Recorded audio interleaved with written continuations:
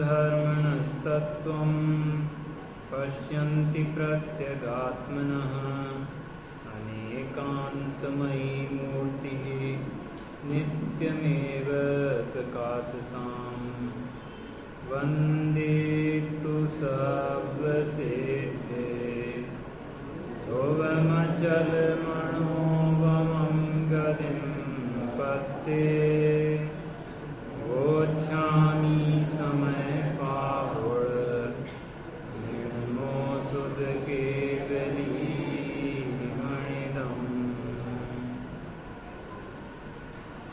श्रीमद्भगवत कुंदाचार्य देव द्वारा विरचित श्री समय सार जी परमागम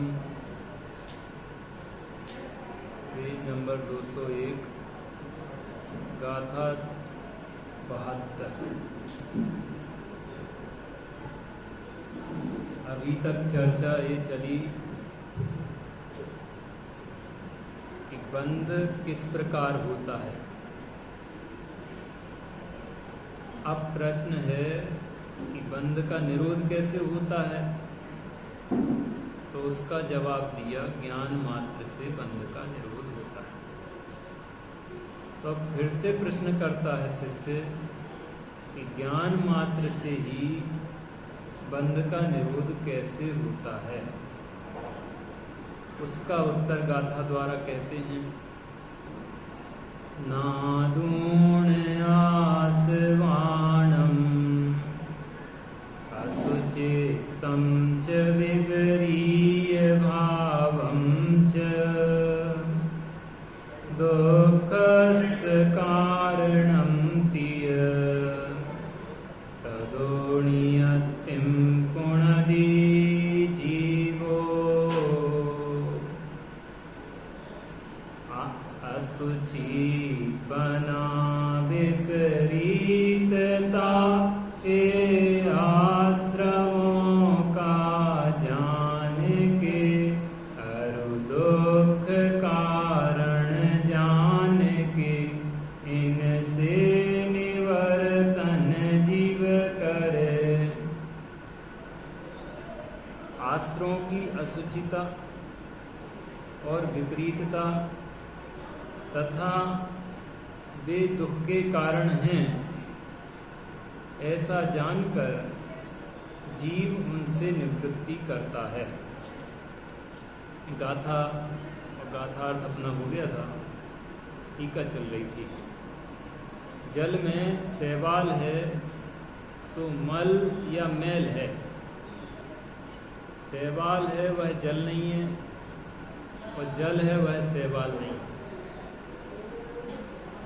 उस शैवाल की भांति आश्रव मल रूप या मैल रूप अनुभव में आते हैं, इसलिए वे असुचि हैं, अपवित्र हैं।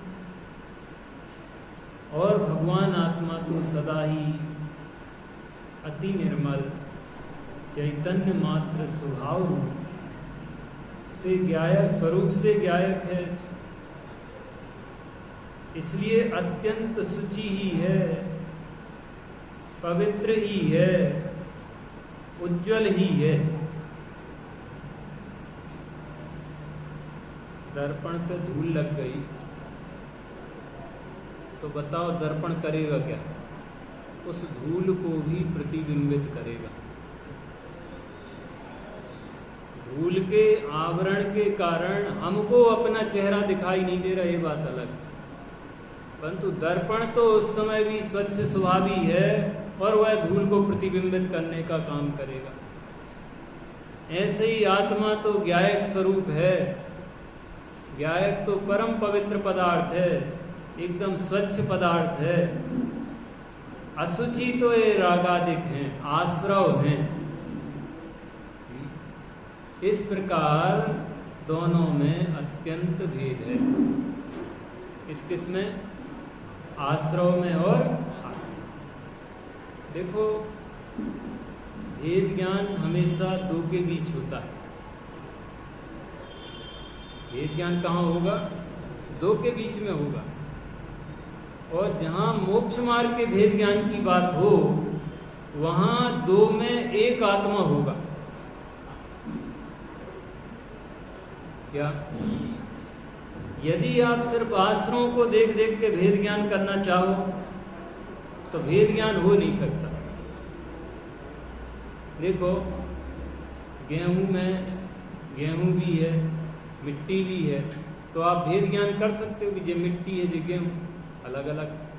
क्या करोगे? मिट्टी निकालोगे और गेहूं को ग्रहण करोगे। इसका नाम तो भेद ज्ञान। और इस भेद ज्ञान का प्रयोजन यह है कि मिट्टी रहे स्वच्छ शुद्ध गेहूं आपके खाने पीने के काम में आ। ऐसे ही यहाँ पर ये भेद ज्ञान हो कि मैं आत्मा हूं और ये आश्रम मुझसे अलग। क्यों? कि मैं पवित्र हूं और ये अपवित्र है। अब यहाँ पे अपनी पवित्रता का भी ज्ञान होना चाहिए और आश्रव की अपवित्रता का भी ज्ञान होना चाहिए, और आत्मा और आश्रव दोनों को एक नहीं मानना चाहिए, दोनों को भिन्न भिन्न जानना चाहिए। दोनों को भिन्न भिन्न जानोगे तब भेद ज्ञान होगा। अब हम क्या करते हैं? लक्ष्य होता है हमारा क्रोधादि भावों पे और करते रहते जे भिन्न है, जे भिन्न है, जे भिन्न है। अरे जे भिन्न है तो अभिन्न क्या है? जे हमारा घर नहीं है तो हमारा घर कौन सा है? क्या? जे अपवित्र हैं तो कोई पवित्र पदार्थ है कि नहीं है? ऐसे स्व के लक्ष्य पूर्वक ही आश्रमों से सच्चा भेद ज्ञान होता है। और जिसे आश्रमों से भेद ज्ञान हो जाता है तो उसे आश्रव अपवित्र दिखते हैं, आत्मा पवित्र दिखता है। तो स्वाभाविक बात है, देखो आप सड़क से जा रहे हैं, यहाँ पे अच्छी जगह है, यहाँ पे गंदी जगह है, अब आप सड़क के बीच में, अब आप कैसे निकलोगे बताओ? कंडीशन ख्याल में है? सड़क पे ही गंदगी पड़ी, समझ लो आप सीवर का पानी पड़ा और बाजू से थोड़ी साफ जगह है, आप कहां से निकलोगे? क्यों? गंदगी से कोई लिप्त तो होना चाहेगा, क्यों निकलोगे साफ जगह से? साफ जगह से हम साफ रहेंगे, गंदगी हमें नहीं छपे। तो बस ऐसे ही यहां जहां आश्रव की अपवित्रता का ज्ञान हुआ, तो अब देखो जा रहे हैं सड़क पे और बचने की कोशिश कर रहे हैं और फिर भी कदाचित कोई का धक्का लग गया और उसी गंदगी में चले गए, तो अब उससे ग्लानि रहेगी, वो घर जाके स्नान करोगे, कपड़ा बदलो। क्या? अब बताओ, ये तो कोई सिखाना नहीं पड़ता, कम से कम उच्च कुलों में तो ये बातें सिखाना नहीं पड़ता, देख देख के सीख जाते बच्चे कि हमारे बुजुर्ग ऐसा करते हैं। ये स्वाभाविक विवेक ऐसा जागृत हो जाता है। सभी शुद्धि की ओर आना चाहते हैं, अशुद्धि से हटना चाहते। इस दृष्टांत से यह स्पष्ट हो। तो जिसे आत्मा की पवित्रता का और आश्रमों की अपवित्रता का ज्ञान हो गया, अब वो किस तरफ झुकेगा और किस तरफ से हटेगा बताओ? आत्मा पवित्र है, आश्रव अपवित्र है, इसका ज्ञान जिसे हो गया, भाव भाषण हो गया, अब वो झुकेगा किसकी ओर? इसलिए इसमें कोई आश्चर्य नहीं समझना कि ज्ञानी जन 24 घंटे एक स्वरूप को देखते, उनकी दृष्टि एक समय के लिए स्वरूप से नहीं हटती।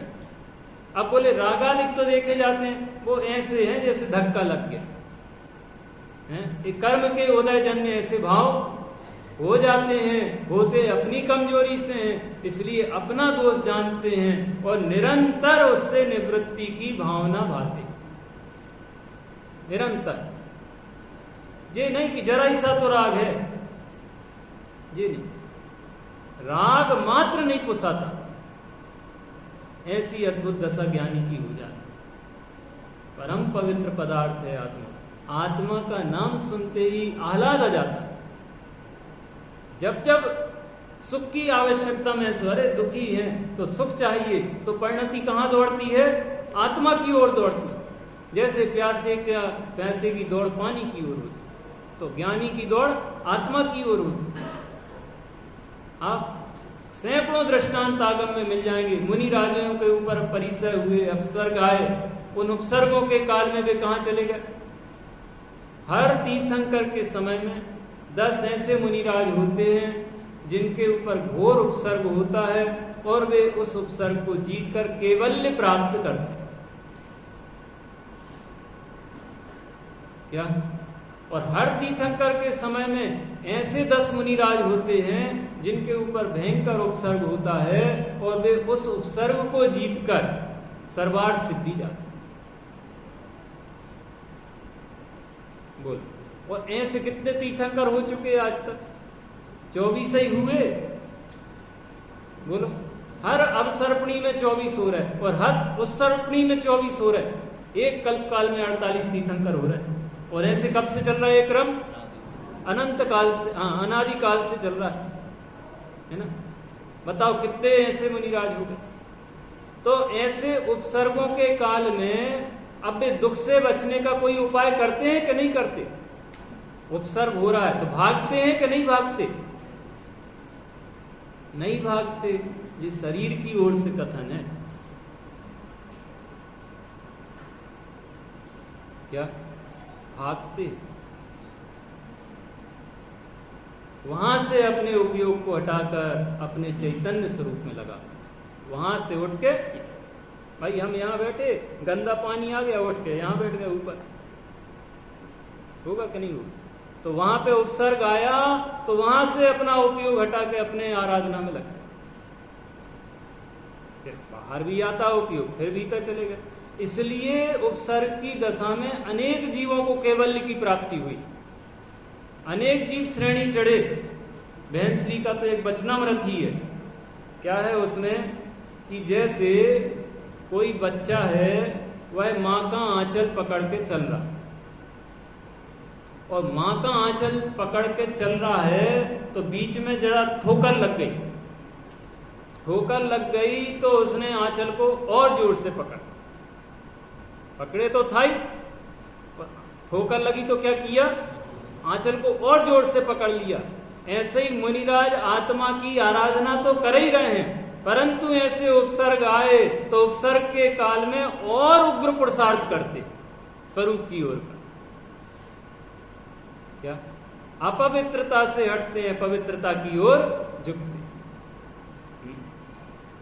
बताओ, अपन ने पढ़ा क्रोधाधिक असुचि हैं, क्रोधाधिक आश्रव हैं, तो मुनिराज इनको जीतते कि नहीं जीतते? इनको जीतते हैं तो कहीं ना कहीं रहते हैं कि नहीं रहते? क्रोधादि में वर्तन नहीं है तो कहीं ना कहीं वर्तन है कि नहीं? क्या कहां वर्तन है? कि अपने स्वरूप में वर्तते हैं, अपने ज्ञायक स्वरूप में वर्तते हैं और ज्ञायक में रहकर आनंदित रहते हैं। ज्ञायक में रहने का मतलब क्या है? ज्ञायक में रहने का मतलब है कि सहज ज्ञातृत्व भाव रहता है, ज्ञेय को साक्षी बने जानते हैं और समता धारण करते हैं, राग द्वेष नहीं करते। बस इसका नाम ज्ञाता। ऐसा नहीं है कि ज्ञेय भी ना बनते हो, बिल्कुल। यदि विकल्प का काल है तो ज्ञेय भी बनते हैं, उपसर्ग, परंतु वहां से उपयोग हटा के अपने स्वरूप में लगा। तो चर्चा ख्याल में आई। अपन भेद ज्ञान किन किन के बीच में? आत्मा और, तो आत्मा कैसा है? पवित्र। और आश्रव कैसे हैं? अपवित्र। दोनों चीजें हैं। अब अपने को किस ओर झुकना?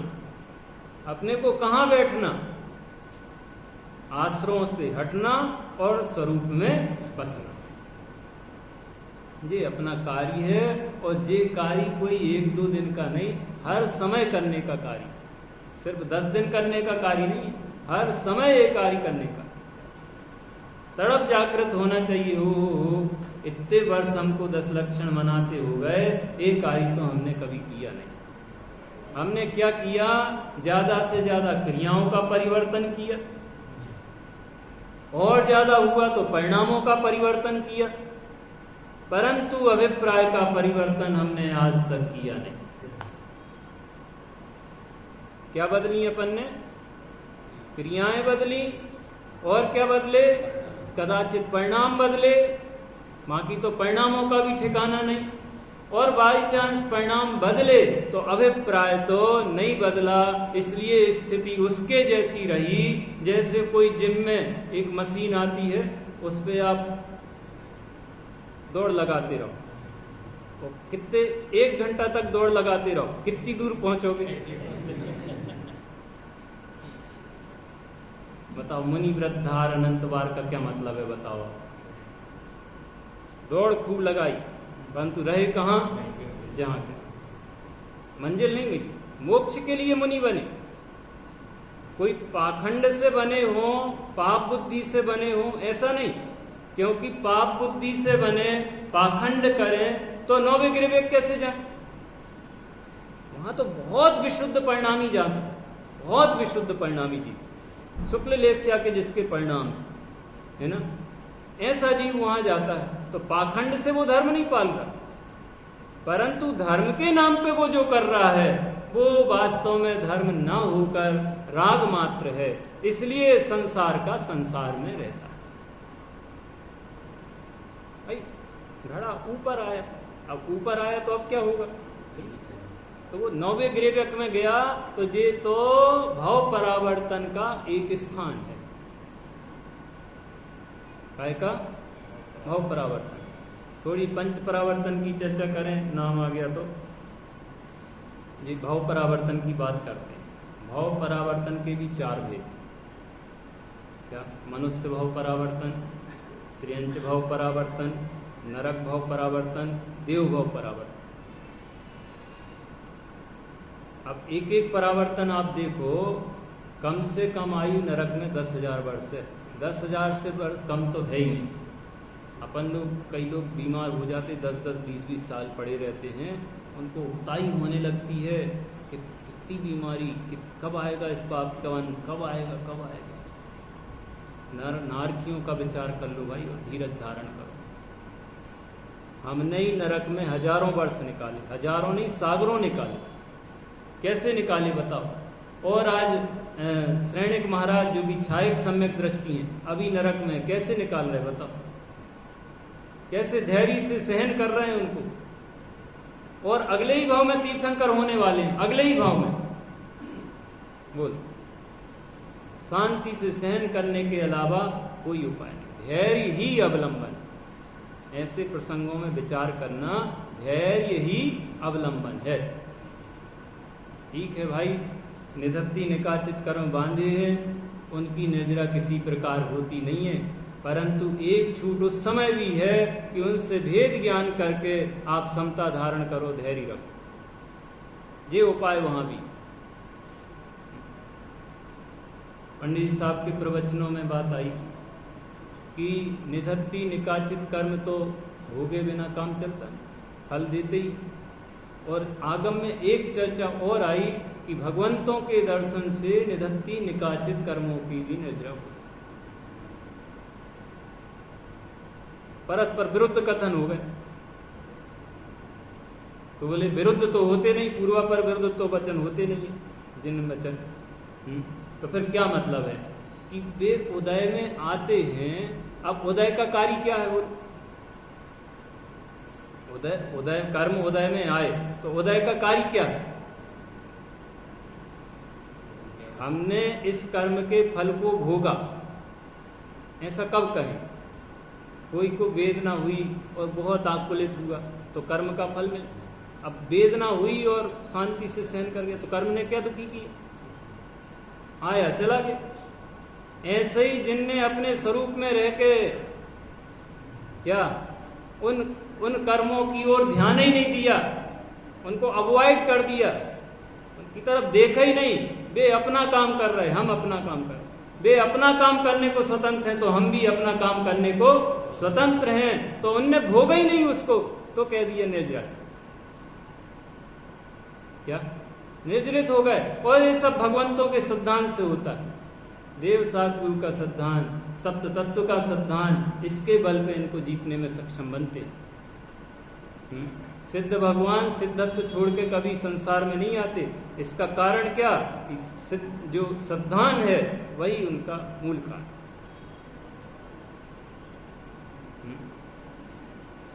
तो पंच परावर्तन काल में सबसे कम आयु नरक की कितनी है? 10,000 वर्ष। अच्छा, आपको कितनी चाहिए? 10,000 का 33 सागर नहीं चाहिए? पक्का?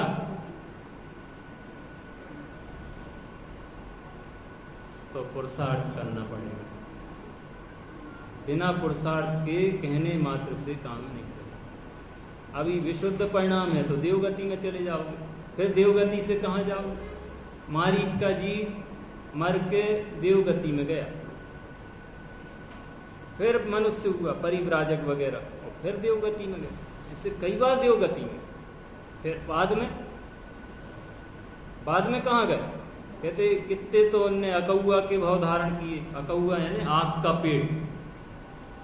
कितने वेश्या के भाव धारण किए, और बहुतों की तो गिनती नहीं। अब बताओ, वो त्रिपृष्ठ नाम का पहला नारायण बना, फिर त्रिपृष्ठ नारायण बन के फिर कहाँ गया? फिर नरक।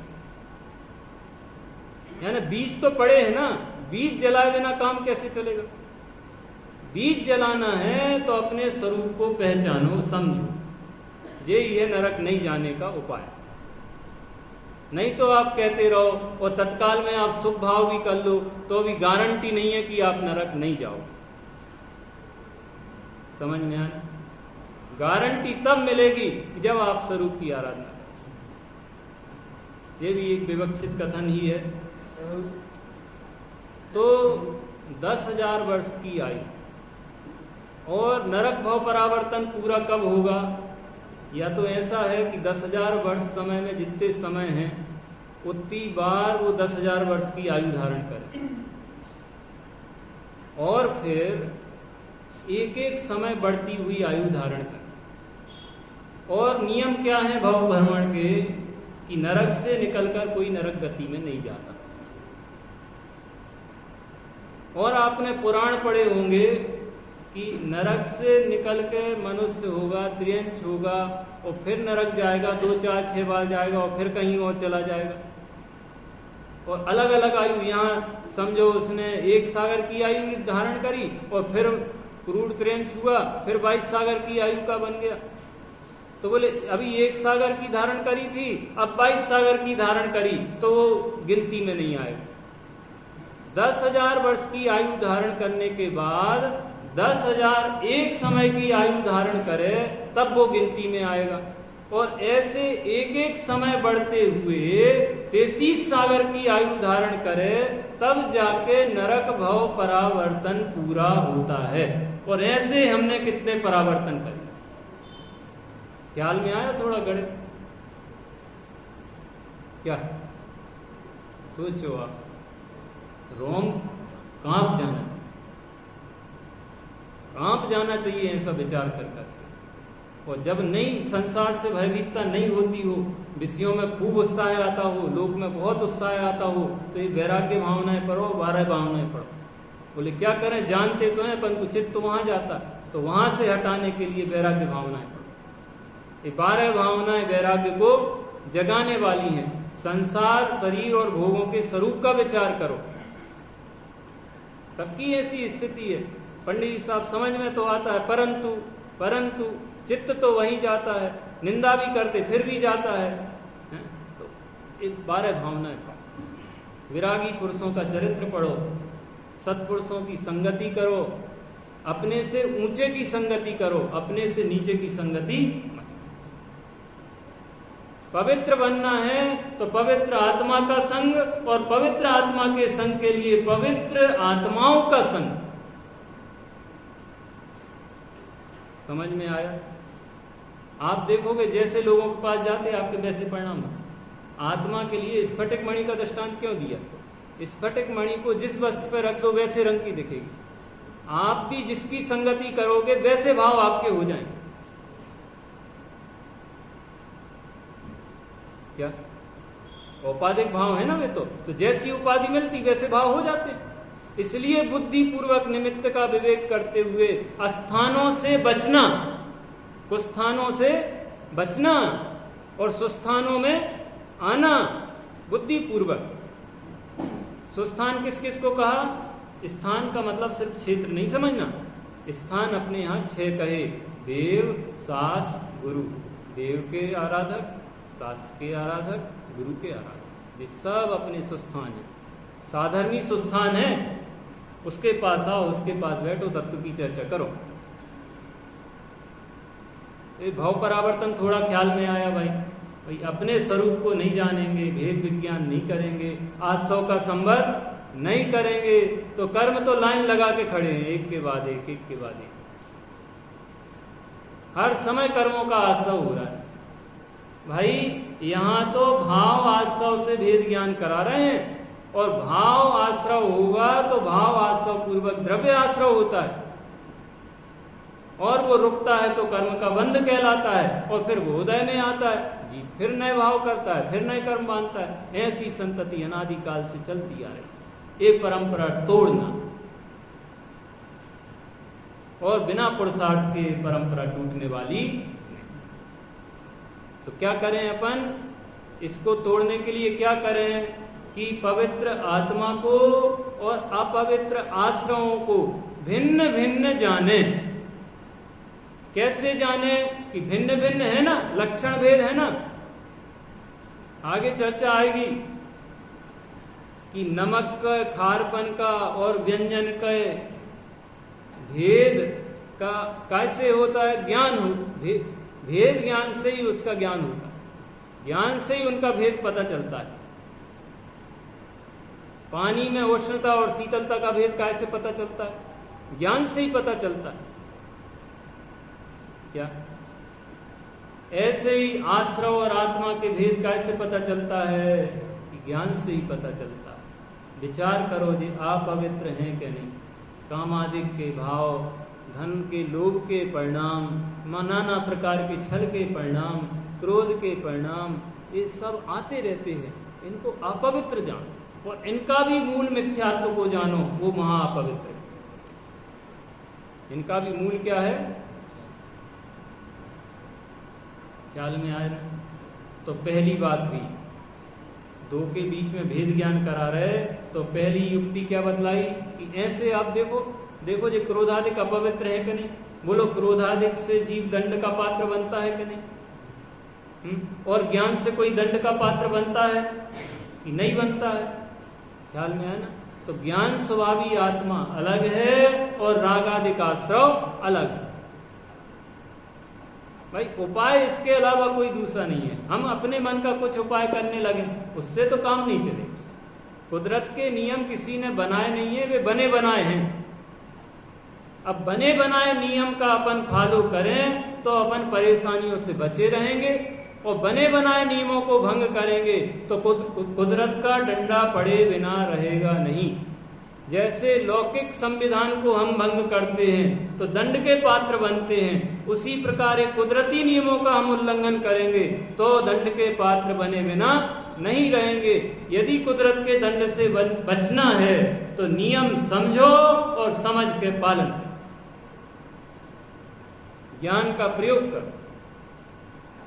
क्या आश्रव अपवित्र है, मैं पवित्र हूं, तो किसकी तरफ आ जाओ? पवित्र की ओर आ जाओ, अपवित्रता की ओर से हट।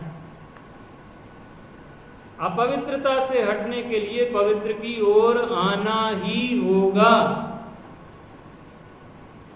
आप सिर्फ भाव बदलते रहो तो इससे काम चलने वाला नहीं। अशुभ से शुभ, अब थोड़ी देर बाद कैसे शुभ से क्या हो जाएंगे? बोलो, आप नहा धो रहे थे, उठे आप, नहाया धोया, भाव क्या चल रहे थे? मंदिर जी जाना, मंदिर जी जाना, प्रक्षाल करना है, पूजन करना है, प्रवचन सुनना है, ये भाव चल रहा है कि नहीं? कई लोगों को तो बहुत उतावली रहती, अरे हम देरी हो गई, खेद होता है, ये शुभ भाव चल रहे। और यहाँ आ गए और अच्छे बढ़िया उपयोग लगा के अपन ने पूजन करी, जिनवाणी सुनी, और अब भाव कहाँ के हो गए? अरे अभी भोजन बनाना है, भोजन बनाना, दुकान खोलना है। बोलो, बिना बदले बदल गए कि नहीं बदल गए? इससे क्या होगा बताओ? इससे इतना होगा कि आप भगवंतों के सानिध्य में आ जाओगे, जिनवाणी के सानिध्य में आ जाओगे तो सुलटने की गुंजाइश बन जाएगी, अवसर मिल जाएगा। परंतु इस अवसर का उपयोग भेद ज्ञान करके नहीं करोगे तो फिर वापस वैसे के वैसे हो जाओ। हाथी सरोवर में गया, पानी सूंड में भरा, अपने ऊपर डाल, बढ़िया नहाया खूब देर तक, और फिर निकला तो फिर क्या किया? गज स्नान सुना? गज स्नान, गज स्नान का मतलब क्या होता है? कि जिस स्नान का कोई मतलब ही नहीं, अब भी जाकर धूरा लपेट के ख्याल में आए। यानी मिथ्यात्व को अपन ने सुरक्षित रखा तो फिर अंतर क्या आया? अंतर कब आएगा कि अपनी परिणति स्वरूप की ओर दौड़ने लगे, पवित्रता की ओर दौड़ने लगे, अपवित्रता से ग्लानि होने लगे हैं। अज्ञानियों को पर पदार्थों से ग्लानि होती है, ज्ञानियों को पाप से ग्लानि होती। काय से ग्लानि होती? पाप से ग्लानि होती। इसलिए पाप से ग्लानि होती है तो फिर उससे छूटते जाते, हटते जाते। कोई गलत काम हो गया, कैसी ग्लानि होती, फिर प्रायश्चित लेते गुरु के साथ। मुनि राजों का तो नहीं, हमें इतना सरल हृदय होता है कि जरा सी भी चूक कहीं हुई है, जरा यानी क्रिया की चूक नहीं हुई, परिणाम की चूक, परिणाम में चूक हो गई, मन में कोई भाव आ गया तो बिल्कुल निश्चल बालक की तरह गुरुदेव से कह दे, हे गुरुवर आज मेरे को ऐसा भाव आ गया। ये नहीं कि जाने कौन सा दंड देंगे, हम अपने ही मन से कोई प्रायश्चित ले लेंगे, ये कपट कहलाता है क्या? तो वे जाके जे उनका आर्य धर्म है, बिल्कुल सरलता से ज्यों का त्यों बता देते हैं, कम करके नहीं बताते।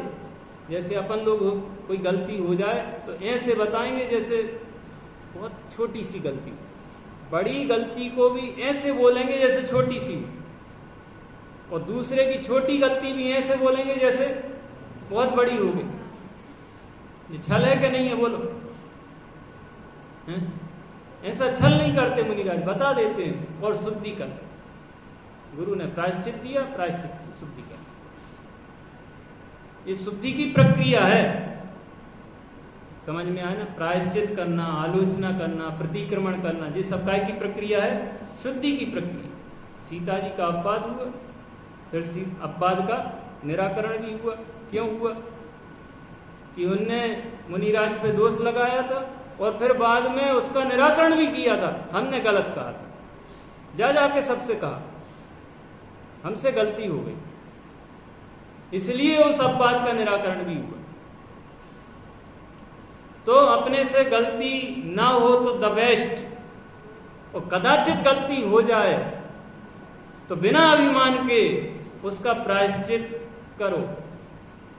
कोई ऐसे गुरुजन आपको मिले तो उनके सामने गरहा करो, आत्मनिंदा तो करो ही करो मन में, परंतु गुरुजनों के सामने उसका निवेदन करो।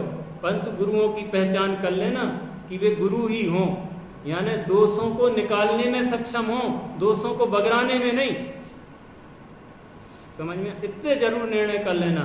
और वो ना मिलें तो भगवंतों के सामने जाओ, उनके सामने कह दो, हे भगवान हमसे ऐसा दोष कर, हमको क्षमा करो, और खुद योग्य विवेक से कोई प्रायश्चित ले। तो भाई अपनी चर्चा क्या चल रही कि सिर्फ परिणाम बदलने से काम नहीं चलेगा, अभिप्राय बदलना होगा, और अभिप्राय बदलेंगे तो ये अपवित्र दिखेंगे और ये पवित्र दिखेगा, और अपवित्रता में रहना कोई नहीं चाहता। लोक में तो अपवित्रता में कोई रहना नहीं चाहता, और हम अनादिकाल से रह रहे हैं। और कैसे रह रहे हैं? जैसे चमारों के मोहल्ले में चमार रहे, तो गंध आ रही है चमड़े की, परंतु मस्त रह रहे हो। क्या अपने आपके जी कृष्णनगर के पास बहुत बड़ा नाला है, नदी जैसा नाला है, नहर जैसा, वहां पे खड़े हो तो कैसी गंध आती, और कई लोग वहां खड़े हैं, उनको फर्क ही नहीं पड़ता। अरे उन पे क्या हंस रहे, अपने पे हंसो, अनादिकाल से ऐसी स्थिति हो रही।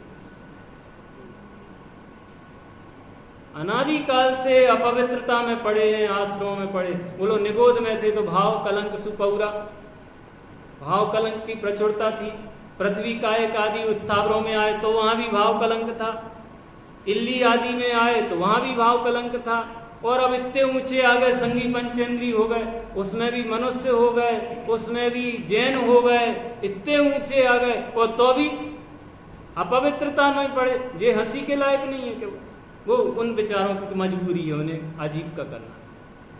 क्या वो नाले के पास खड़े हैं, रिक्शा लेके खड़े बेचारे, सवारी भूल गए, इतनी उन्हें 2-2 पैसे की कीमत है, तो उनको मजबूरी है, और अपन तो स्वेच्छा से रहते।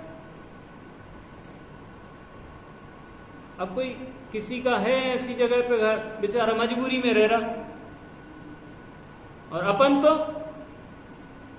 हटना चाहे तो हटने का स्थान है, अपने यहां पवित्र स्थान है बैठने का अपने पास, परंतु नहीं बैठ रहे। क्यों? कि अपनी प्रभुता से अपवित्र स्थान को ना छोड़कर पवित्र स्थान में नहीं आ रहे, तो इसमें कोई बाधा कर रहा है कि अपन अपनी स्वेच्छा से नहीं। विचार करना, जरा सी अपवित्रता स्वीकारी नहीं है तो फिर इस अपवित्रता को कैसे स्वीकार कर सकते?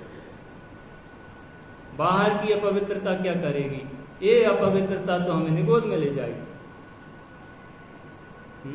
इसलिए बहुत भेद ज्ञान करना कि ये अपवित्र है और मैं पवित्र। एक बोलूंगा, आश्रमों के जड़ स्वभावत्व होने से वे दूसरे के द्वारा जानने योग्य हैं। अब समय कम बचा, जल्दी जल्दी अपन कर देते हैं।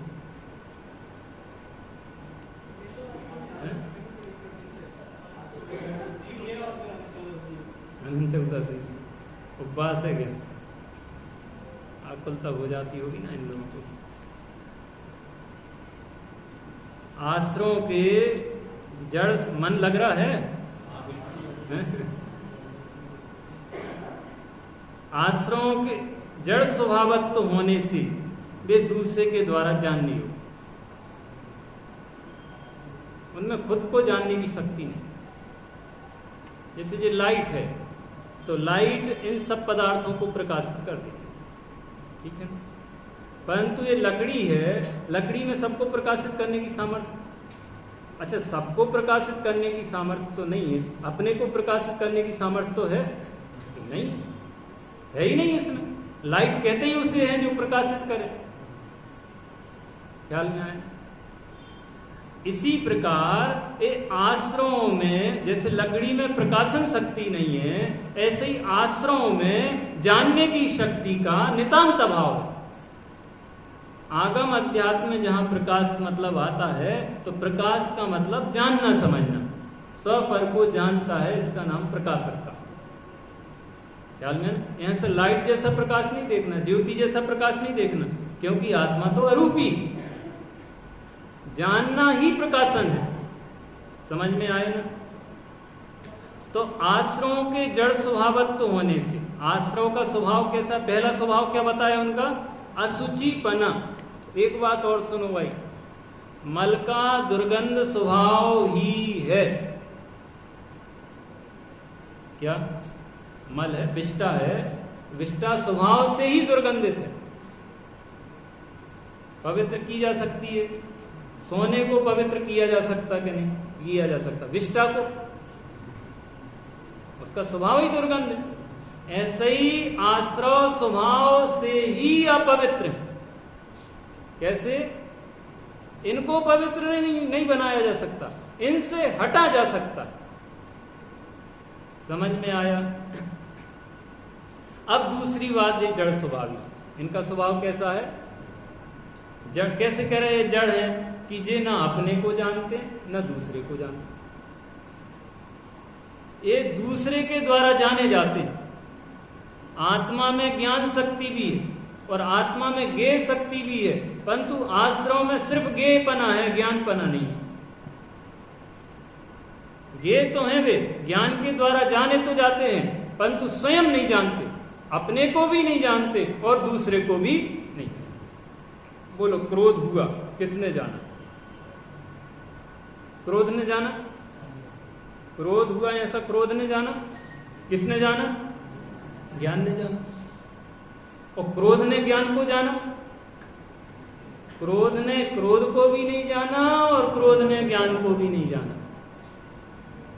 तो सिद्ध क्या हो गया कि क्रोध जड़ है। आ गया समझ में? और आत्मा कैसा है? आत्मा चेतन है। तो आत्मा के सर्वभाव चैतन्यमय है। एक गुण का रूप अनंत गुणों में रहता है। आत्मा के प्रदेश भी चैतन्यमय है, आत्मा का अस्तित्व भी चैतन्यमय है, आत्मा का वस्तुत्व भी चैतन्यमय है, सब भाव चैतन्यमय है उसमें। परंतु क्रोध चैतन्यमय है कि नहीं? बोलो। क्रोध तो चैतन्य का विकार है। क्या है? आया ख्याल? कहते हैं ना, कान का मैल, आंख का मैल, नाक का मैल अलग अलग है कि एक है? आंख का मैल आंख से अलग है कि आंख है? आंख का मैल जमता जाए तो मोतिया बिंदौर हो जाएगा। बोलो, यानी वो प्रकाश का घात करेगा आंख के। ऐसे ही ये आश्रव जो है वो मैल हैं, विकार हैं, चिद विकार, चैतन्य नहीं। और यहां तो कह रहे दोनों में भिन्न भिन्न वस्तुत्व। यहां तो बात कैसी है?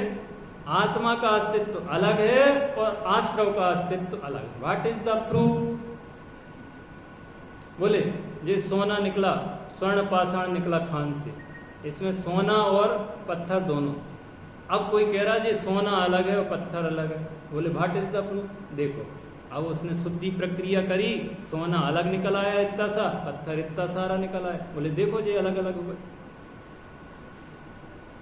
क्या पता चला कि इसका अस्तित्व उस समय भी अलग था, इसका अस्तित्व अलग था, है ना? अब बोलो, वो आश्रव चले गए तो आत्मा का क्या चला गया? आत्मा का क्या घट गया? आत्मा में कौन सा अंग नहीं बचा? कौन सा अंग कम हो गया? कौन सा गुण कम हो गया? बताओ, हुआ कोई गुण कम, कोई पर्याय कम हुई? तो सिद्ध हो गया ना कि वो आत्मा नहीं। भाई घोड़े का दृष्टांत दिया था ना, बहुत सटीक दृष्टांत, कि घोड़ा चला गया तो अब कौन सा अंगहीन हो गया? ऐसे ही विकार चला गया तो अपना कौन सा अंगहीन हो गया? बल्कि और क्या हुआ कि जो पर्यायों में प्रकाशक शक्ति थी, पर्याय में शांति शक्ति थी, निराकुल शक्ति थी, वो सब अभिव्यक्त हो गई, प्रकट हो गई। इतना और हुआ। बोलो, एक बात और ध्यान रखना कि आश्रव, ऐसा लिखा है, आत्मा और आश्रव में बद्ध घातक संबंध है। पंडित साहब द्रोणगिरी गोष्ठी में बोले थे एक बार, आत्मा अजात शत्रु है। आत्मा अजात शत्रु है, उसका विरोधी कोई नहीं है, उसका घातक कोई नहीं। आश्रव भी आत्मा का घात नहीं करता। क्या? आश्रव किसका घात करता है? कि आश्रव संबर का घात करता है। आश्रव से किसका घात हुआ? अच्छा, आत्मा का घात हुआ। तो बताओ, आत्मा अभी नहीं होना चाहिए फिर? आत्मा है कि नहीं है? और संबर है कि नहीं है? संबर नहीं है। आश्रव है तो संबर नहीं है, परंतु आश्रव है तो आत्मा तो है। नौ तत्व गतत्व भी, नौ तत्व के समय आत्मा तो है, आत्मा का अभाव नहीं होता, यानी आश्रव आत्मा का घात नहीं करता। समझ में आया? और अभी भेद ज्ञान कर रहे हैं तो दो ही के बीच में तो कर रहे हैं, दो हैं तब तो कर रहे हैं। आत्मा भी है और आश्रव भी है। कह रहे अपने में आ जाओ, इससे हट जाओ। यही विधि है भाई संसार से छूटने की, एक विधि है दुख से छूटने की। हमारी समस्याओं का समाधान कोई अलग है और यहाँ पे अलग समस्याओं का समाधान बतलाया गया, ऐसा नहीं। ये जिनालय ही शिक्षालय है, ये जिनालय ही औषधालय है। शिक्षालय भी और औषधालय भी यही है। हमारी लौकिक समस्याओं का निराकरण भी जिनवाणी की शरण में आने से ही होगा। और कोई सच्ची शरण लेगा ना तो उसको मनोचिकित्सक के पास जाने की जरूरत नहीं पड़ेगी। मनोचिकित्सक का दिमाग ठिकाने ला जाए, ऐसी जिनवाणी। क्या समझो, समझो भाई, सब समस्याओं का समाधान है। जिन्हें आप समस्या समझ रहे हो वे सब पाप के उदय से हुई हैं। कैसे हुई हैं? पाप के उदय से। पाप का उदय क्यों आया है? कि पाप सत्ता में था, संचित किया था। संचित कैसे किया था? कि पाप परिणामों से किया था। अब क्या करें? अब तो हो ही गया, अब क्या करें? कि नहीं, पाप का फल भुगतना मजबूरी नहीं है। समझना बहुत महत्वपूर्ण पॉइंट है। पाप का फल भोगना मजबूरी नहीं है। अब पाप बन गया, अब उदय में आ रहा है, अब तो भोगना ही पड़ेगा, नहीं, मजबूरी नहीं। अभी भी आप पाप से भेद ज्ञान करके उसके फल को ना भोगो, ऐसा हो सकता है। आएगा कहीं पंडित जी का वाक्य भी अभी किसी मंदिर में पढ़ा भी था, पाप का फल भोगना मजबूरी नहीं, अज्ञानता है। पाप का फल भोगना क्या है? आप आर्त ध्यान कर रहे हैं, यानी पाप का फल भोग रहे हैं। पाप का उदय आ रहा और आप आर्त ध्यान ना करके धर्म ध्यान कर रहे हैं। उदय में आ रहा है परंतु आप नहीं भोग रहे। समझ में आया? तो ज्ञानी भोगते नहीं है क्योंकि उनको ज्ञान है। अज्ञानी भोगता है, क्यों? कि उसे ज्ञान नहीं, अज्ञानता के कारण। ज्ञानी को ज्ञान है कि इनसे भेद ज्ञान कैसे किया जा सकता है, भेद ज्ञान करके क्या करना है, ज्ञानी जानता है। इसलिए पाप के उदय के काल में वे धर्म ध्यान, शुक्ल ध्यान करते हैं। क्या करते हैं? धर्म ध्यान, शुक्ल ध्यान, ये उनका सच्चा उपाय है। और अपन पाप के उदय में आर्त ध्यान करते हैं, ये पाप से बचने का मिथ्या उपाय है, क्योंकि वो तो उदय में आता ही रहता है, नया नया साथ में और आ जाता। आर्त ध्यान कर बीज दुख के बोना तो बोल, विवेक नहीं है, अविवेक है।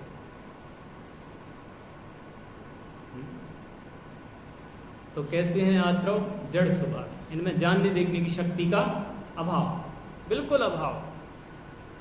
अब क्रोध कहा तो क्रोध की जगह पद बदल के मान, माया, लोभ, हास्य, रति, अरति सब रख लो। राग, द्वेष, मोह, इन सब में जानने की शक्ति का। अब राग में चाहे शुभ हो चाहे अशुभ, सब आश्रव है। ख्याल में आए ना? क्या दृष्टांत आया पुण्य पाप अधिकार में? आपके यहां तो वही चल रहा ना, एक शूद्रा के दो पुत्र। और आज ब्रह्मचर्य की बात है ना, सील, सील स्वभाव को कहते हैं। और स्वभाव से विरुद्ध जो परिणाम है वो कुशील, जो संसार में प्रवेश कराए उसे सुशील कैसे कहें? आचार्य देव इतनी सूक्ष्म बात कर।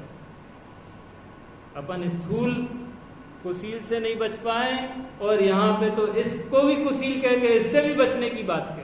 अपने स्वरूप में रहो, ज्ञायक रहो, ज्ञायक हो, ज्ञायक ही रहो। समझ में आए ना? देखो भाई, शास्त्र पढ़ के परिणामों में शांतता आना चाहिए। जो सिद्धांत अपन ने नक्की किए हैं, समझे हैं, उन सिद्धांतों को प्रयोग करके अपने जीवन में शांतता लाना चाहिए। पाप के उदय में अनेक प्रतिकूल प्रसंग हो सकते हैं, वहां विचार करो, हमने नहीं बांधा होता तो ऐसा कैसे हो?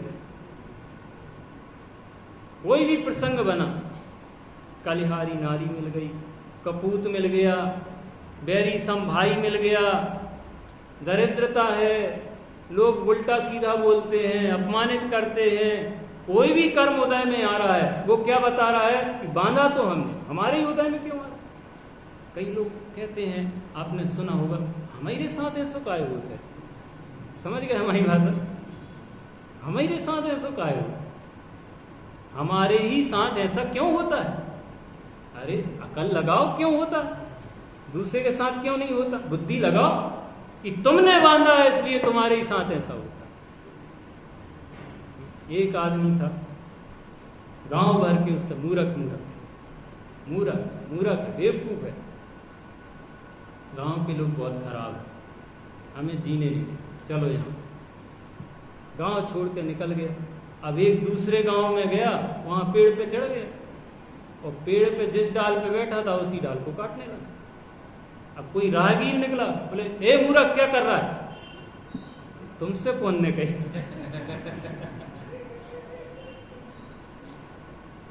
बोले तुम्हारी प्रवृत्ति बता रही, तुम्हारी क्रियाएं बता रही, तुम मूर्ख। ऐसे ही हमारे उदय बता रहे कि हमारे यहाँ क्या पड़ा है संचित, कौन से द्रव्य कर्म पड़े हैं वो बता रहे हैं।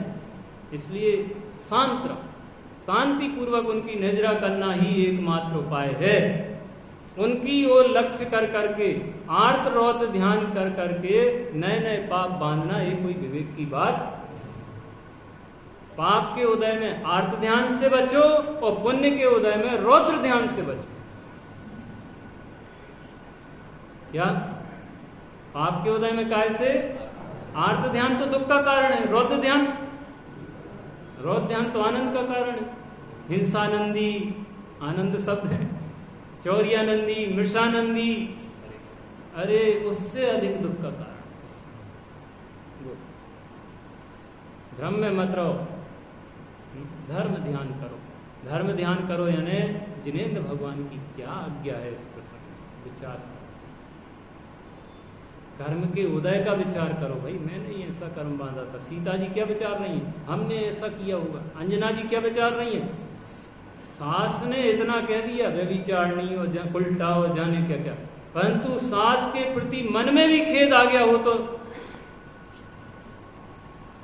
खेद भी नहीं आया, वचन तो दूर की बात, हमारी सास ऐसी है, हमारी सास ऐसी है, हमारे साथ ऐसा करो, नहीं, हमने कोई ऐसा कर्म बांधा होगा, मालूम नहीं है, सर्वज्ञ नहीं है ना, मालूम नहीं हमने कौन सा कर्म किया। अब वो कोई मुनिराज से पूछेंगी तो बताएंगे तुमने क्या किया था,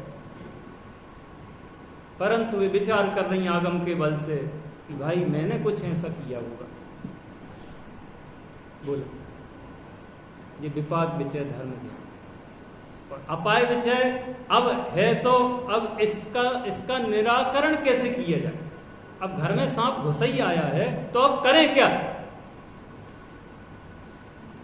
निकालें, कैसे निकालें? चलो सपेरा बुलाओ, ये करो वो करो, सब उपाय करोगे कि नहीं करो? अब पाप बांधा ही लिया है तो अब क्या करें कि इसका अभाव कैसे हो? एक विचारो आगम की साक्षी में, गुरुओं की साक्षी में। समझ में आया? ये कौन सा धर्म ध्यान हो गया? अपाय विचय और संस्थान विचय, लोक के स्वरूप का विचार करो। वहां आपको कोई राग द्वेष नहीं होंगे, परिणामों में विशुद्धि आएगी। ख्याल में आया ना? इस प्रकार अपने उपयोग को, चाहे पाप के उदय का काल हो चाहे पुण्य के उदय का काल हो, धर्म ध्यान में लगाओ। समझ में आए? तो आश्रमों के जड़ स्वभावत्व होने से वे दूसरे के द्वारा जानने योग्य हैं, क्योंकि जो जड़ हो वह अपने को तथा पर को नहीं जानता, उसे दूसरा ही जानता है। इसलिए वे चैतन्य से अन्य स्वभाव वाले हैं और भगवान आत्मा तो अपने को सदा विज्ञान घन स्वभाव पना होने से स्वयं ही चेतक है, स्वयं ही ज्ञाता है। आत्मा को ज्ञाता होने के लिए कौन कौन से संसाधनों की आवश्यकता है? बोलो। सिद्धू पूजा पढ़ी थी ना एक दिन आप लोगों ने, कौन सी पढ़ी थी? अर्घ तो यही चढ़ाते हो आप लोग, डॉक्टर साहब वाली पूजा को, उसमें आता है इन आलोक ज्ञान का कारण है, इंद्रिय से ज्ञान उपजता है, मैं मान रहा था पर क्यों कर जड़ चेतन सर्जन करता है। आलोक जड़ है कि चेतन? आलोक है ना प्रकाश, जड़ है कि चेतन? जड़। और जो इंद्रियां हैं वे जड़ है कि चेतन? वे भी जड़। और ज्ञान कैसा है? चेतन है। तो क्या जड़ से चेतना की रचना हो सकती? क्या बताओ? बेसन से आटे के लड्डू बन सकते? बोलो। बेसन से आटे के लड्डू नहीं बन सकते ना? क्यों नहीं बन सकते? क्यों नहीं बन सकते बताओ? अलग अलग चीज है भाई, जिस चीज से बनेगी उसी की चीज बनेगी। अच्छा, आपके पास सोना नहीं और आपको सोना चाहिए, तो पीतल से सोने के आभूषण बन जाएंगे। तो फिर जड़ से चेतन की पर्याय कैसे बनेगी? जड़ से चेतन पर्याय की उत्पत्ति कैसे होगी? जड़ में से ज्ञान कैसे आएगा? फिर क्यों मान रहा है कि आलोक ज्ञान का कारण है और इंद्रियां ज्ञान का कारण है? ये कहा उसने,